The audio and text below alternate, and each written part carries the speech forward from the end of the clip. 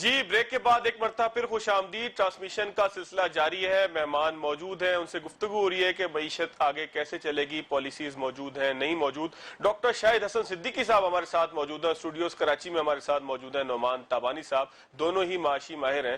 دونوں سے ہی پوچھیں گے کہ آخر کون سی پالیسی ہے, کس طرف لے کر جا رہی ہے کہ جس کے نتیجے میں مہنگائی ہو رہی ہے, اور ایسی مہنگائی ہو رہی ہے کہ جس کو لوگ شاید برداشت نہیں کر پا رہے. ڈاکٹر صاحب آپ سے شروع کرتے ہیں. ڈاکٹر صاحب کہا یہ جا رہا تھا جب بجٹ آیا تھا کہ ڈائریکشن لیس بجٹ ہے, اب یہ بھی کہا جا رہا ہے کہ ڈائریکشن لیس بجٹ کے ساتھ ساتھ جو اس کی ایگزیکیوشن کے لیے پالیسی ہے وہ بھی ڈائریکشن لیس ہے, جس کا نتیجہ یہ نکل رہا ہے کہ کبھی ذخیرہ اندوزوں سے ہمیں سامنا کرنا پڑ رہا ہے, اس کا نتیجہ یہ نکل رہا ہے کہ کبھی ہمیں جو ہے وہ مہنگائی, بے روزگاری اور ان تمام چیزوں کا سامنا کرنا پڑ رہا ہے. تو آپ کیا سمجھتے ہیں کہ یہ ساری پالیسی جو ہے, یہ سارا جو پورا معاشی سسٹم ہے, یہ ڈائریکشن لیس ہے اور اس کو چلانے والے لوگ جو ہیں وہ کمپیٹنٹ نہیں ہیں؟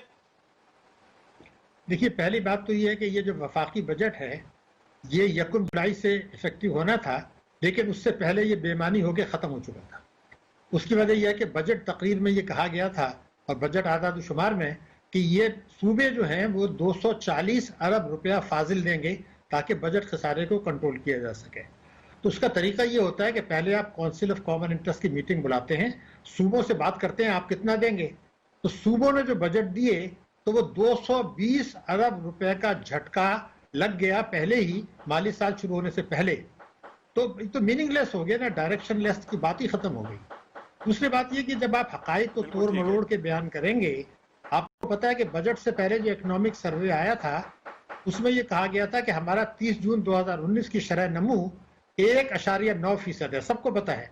بجٹ تقریر میں جب وہ تقریر کر رہے تھے لکھی ہوئی تو انہوں نے پرجوش الفاظ میں کہا کہ ہمارا 3.3% ہے. اب ان کو تو پتا تھا کہ وہ غلط بات کر رہے ہیں اسمبلی کے اندر. ایک تو یہ بنیادی چیز ہو گئی, یہ میننگ لیس بجٹ تھا. مگر میں کہتا ہوں کہ ڈائریکشن لیس پر میں بالکل متفق نہیں ہوں. اس کی ڈائریکشن یہ تھی, نمبر 1 پاکستان کے طاقتور طبقے, قومی دولت لوٹنے والے, ٹیکس چوری کرنے والے, ملک سے دولت لوٹ کے ملک سے باہر لے جانے والے, ان کے مفادات کا تحفظ کیا جائے, ان کو خوش رکھا جائے تاکہ ان کی مدد حاصل رہے.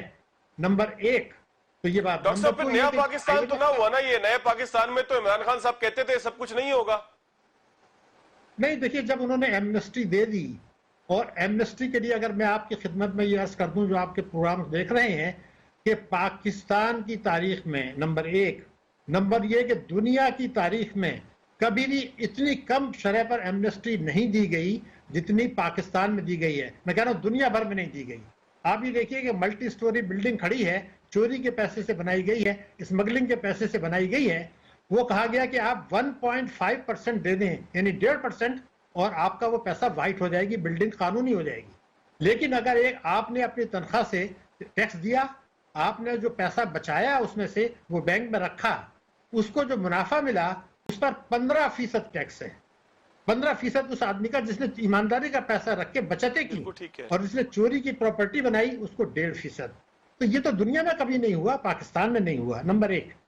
دوسری بات یہ جو پاکستان میں کبھی نہیں ہوئی وہ یہ تھی کہ انہوں نے ایک ایسا قانون بنایا کہ آف شور میں جو ڈپازٹس ہیں, چاہے وہ ججز کے ہوں, جنرلز کے ہوں, بزنس مین کے ہوں, حکمرانوں کے ہوں, وزیروں کے ہوں, پارلیمنٹریئنز کے ہوں, وہ پیسہ پاکستان لانے کی ضرورت نہیں ہے. آپ یہاں انکم ٹیکس معاملات سے معاملات طے کر لیں. ہمیں تو یہ بتایا گیا تھا, ہمارے کان پک گئے تھے, لوٹی ہوئی دولت پاکستان لائیں گے, لوٹی ہوئی دولت پاکستان لائیں گے, لیکن آپ نے تو قانون بنا دیا کہ پیسہ باہر رکھ لیں. نمبر 2. نمبر 3 یہ کہ ایک اچھا قانون بنا تھا, اور پرائم منسٹر صاحب نے یہ کہا بھی تھا اور قانون بھی بنا تھا کہ جو لوگ اس ٹیکس ایمنسٹی سے فائدہ نہیں اٹھائیں گے ان کو پھر ہم معاف نہیں کریں گے, ان کے خلاف کریک ڈاؤن ہوگا, کیونکہ ہمارے پاس ان کے اسیٹس کی تفصیلات جمع ہیں. میں نے ریسرچ کر کے ایک فگر بتائی ہے کہ جن لوگوں نے ٹیکس ایمنسٹی سے فائدہ نہیں اٹھایا, جن کے اثاثوں کی تفصیل حکومت کے پاس ہیں, اور وہ اثاثے جو ملک کے اندر ہیں, جو حکومت کے کنٹرول میں ہیں, جو حکومت چاہے تو ان پر ٹیکس لے لے, تو 900 ارب روپیہ حکومت کو ٹیکس مل سکتا تھا ان چوروں سے جو آپ غریبوں کو دے سکتے تھے, لیکن اس قانون پر عمل نہیں ہوا. تو ایک پروگرام میں یعنی کہ آپ کے ٹیکس کی ہدف سے زیادہ. جی بالکل الگ, ایڈیشنل میں بات کر رہا ہوں نا. لیکن ٹیکس کا ہدف جو ہوتا تھا انکم ٹیکس یہ ہے, یہ تو وہ ہے جو آپ لوٹی ہوئی دولت کے اثاثوں سے لے رہے ہیں. اب 2 ڈرامے ہوئے ہیں, میں آپ کو بتا دوں. پہلا تو یہ ہوا کہ 900 ارب روپیہ ان اثاثوں پر ملنا تھا, اور کیسے ملنا تھا یہ بھی بتا دوں. دیکھیے ایک آدمی نے 1 کروڑ روپیہ قومی بچت اسکیم میں لگایا ہوا ہے, اس نے ڈیٹیل کیا ہے 25,000, تو آپ ایک لیٹر لکھ دیں FVR کہ بھئی یہ پیسے آپ وڈرا نہیں کر سکتے, نہ آپ کو منافع ملے گا, آپ یہ سب پہلے ٹیکس دے دیں, آپ کا تو 1 کروڑ روپیہ ہے. تو 900 ارب روپیہ ملنا تھا, تفصیلات حکومت کے پاس تھیں, حکومت نے نہیں کیے. تو ایک پروگرام میں تھا ایک PTI کے سینئر سینیٹر جو ٹی وی پہ بہت زیادہ آتے ہیں, جب میں نے بار بار ان سے آرگیو کیا تو لائیو پروگرام میں انہوں نے کہہ دیا کہ بھئی ہم کیا کریں, ہمارے اوپر دباؤ ہوتا ہے, اس دباؤ کا ہم سامنا کیسے کریں. دیکھیے پاکستان میں جب تک الیکٹیبلز کا ورڈ ہے کہ وہ آدمی جو ہر دور میں منتخب ہوتے ہیں, ہر دور میں وہ فائدہ اٹھاتے ہیں, آپ ان کو اپنی پارٹی میں لیتے ہیں, ان کو ہی آپ وزیر بناتے ہیں. تو جب یہ تسلیم آپ نے کر لیا کہ طاقتور طبقوں کے دباؤ سے آپ نے قانون پر عمل نہیں کیا, تو ایک تو یہ ہو گیا کہ آپ نے ان کو 9 اثاثوں کو چھوڑ دیا. مگر ایک اور ڈرامہ ابھی ہوا ہے بہت بڑا, اور وہ یہ ہوا کہ ہمارے نئے ریونیو کے لیے مشیر بنائے گئے ہیں, انہوں نے بڑے بڑے اشتہار شائع کرا دیے کہ جی 1 کروڑ 10 لاکھ آدمیوں نے جو ہے وہ ریٹرنز دی ہیں, وہ فائدہ نہیں اٹھا رہے, وہ اپنے انکم ٹیکس نہیں دے رہے, ہم ان کو نہیں چھوڑیں گے. 74 لاکھ آدمیوں نے جو ہے وہ اپنے ٹیکس ایمانداری سے نہیں دی, ہم ان کو نہیں چھوڑیں گے. اب وہ کروڑوں اچھا ڈاکٹر صاحب نعمان تابانی صاحب ہمارے ساتھ موجود ہیں, یا انڈسٹریلسٹ ہیں, تھوڑی سی میں ان سے بات کر لوں کیونکہ مجھے بتایا جا رہا ہے کہ فردوس عاشق اعوان صاحبہ جو ہے تھوڑی دیر میں لائیو ہو جائیں گی, تو ایسا نہ ہو کہ تابانی صاحب جو ہے وہ اسٹوڈیوز میں ہمارے ساتھ ہی رہ جائے.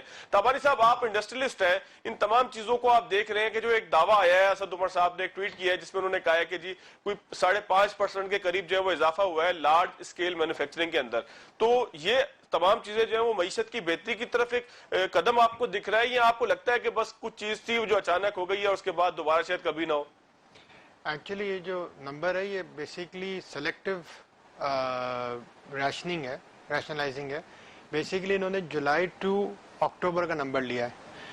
لاسٹ ایئر جولائی ٹو اکتوبر میں کووڈ نہیں تھا, جس کی وجہ سے ایک ریگولر انڈسٹری چل رہی تھی, لیکن اس سال جو ہے وہ فیبری سے لے کے جون تک انڈسٹری بند رہی تھی. تو جو پینٹ اپ ڈیمانڈ تھی اس کو پورا کرنے کے لیے انڈسٹری جو ہے وہ زیادہ اوور ٹائم پہ چل رہی تھی. تو جولائی, اگست, سپٹمبر, اکتوبر 4 مہینے انہوں نے کور اپ کیا, جو 4 مہینے وہ انڈسٹری بند رہی تھی. لہٰذا اس کی وجہ سے آپ کو ایک بمپ ملا ہے, لیکن وہ ایک بمپ کتنا دیر پا ہے تابانی صاحب؟ یہ جو بمپ ہے یہ عارضی ایک بلبلے کی طرح ہے کہ جو جیسے ہی تھوڑا سا جو ہے وہ دباؤ آئے گا یہ ختم ہو جائے گا, یا یہ بلبلا نہیں ہے؟ آپ کو لگتا ہے کہ یہ چلنے والی چیز ہے کیونکہ اب آرڈرز آنا شروع ہو گئے ہمارے پاس دنیا بھر سے, اور ہم اچھی پروڈکٹ دے کے دنیا بھر کو یہ ثابت کر دیں گے کہ پاکستان بہت اچھی مینوفیکچرنگ کرتا ہے, اس طریقے سے چین ہی چین ہوگا, آرڈرز ہی آرڈر ہوں گے, مزہ ہی مزہ ہوگا, انڈسٹری چل رہی ہوگی. Actually, Pakistan right now is the only country that may be open for business. پورا اوپن ہے بزنس کے لیے. باقی ساری کنٹریز میں پارشل لاک ڈاؤنز ہیں, کہیں پہ جو ہے نا وہ 50% پہ ہے, کہیں پہ 25% پہ ہے. انڈسٹری جو ہے وہ 100% پہ نہیں چل رہی ہے. پاکستان وہ واحد کنٹری جو مجھے پتا ہے جہاں پہ انڈسٹری کے اوپر کوئی روک ٹوک نہیں ہے, وہ 100% پروڈکشن کیپیسٹی پہ آپریٹ کر سکتی ہے. لہٰذا فار دا شارٹ ٹرم جب تک دنیا کی پروڈکشن کیپیسٹی آن لائن نہیں آتی ہے, پاکستان کو ایک بمپ ملے گا.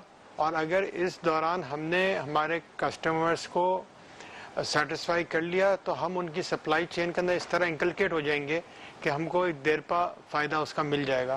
لیکن it all depends on the private sector کہ وہ کتنا زیادہ اس سے فائدہ اٹھا سکتا ہے. لیکن تابانی صاحب ہم کیپیسٹی بلڈنگ کے اوپر بھی کچھ کریں گے, یا بس اسی انتظار میں رہیں گے کہ کچھ جو ہے وہ چیز آ جائے گی تو اس کے بعد اگر موقع مل گیا تو چیز بیچ دیں گے, نہیں تو نہیں بیچیں گے, امپورٹ نہیں ہوگی, کوئی چیز جو ہے وہ ایکسپورٹ ٹھیک طریقے سے نہیں ہوگی.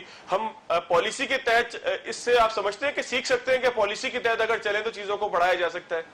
دیکھیں آپ کو ہمارے اگر پچھلے 10 سال کا اگر میں آپ کو بیک گراؤنڈ دوں تو پچھلے 10 سال سے پاکستان کی انڈسٹری جو ہے وہ کرائسس میں ہے. پہلے ان کے اوپر کرائسس آئے کیونکہ ان کو گیس اور الیکٹریسٹی مل نہیں رہی. اچھا تابانی صاحب, مجھے کہا جا رہا ہے کہ فردوس عاشق اعوان صاحبہ جو ہے وہ کوئی پریس بریفنگ دے رہی ہیں, گفتگو کر رہی ہیں. ناظرین بریک لیتے ہیں, بلکہ بریک کیا لینا ہے کہ فردوس عاشق اعوان صاحبہ کی طرف چلتے ہیں, سنتے ہیں کہ وہ کیا کہہ رہی ہیں, آخر ملک کو کس طرف لے کے جا رہے ہیں یہ تمام سیاستدان.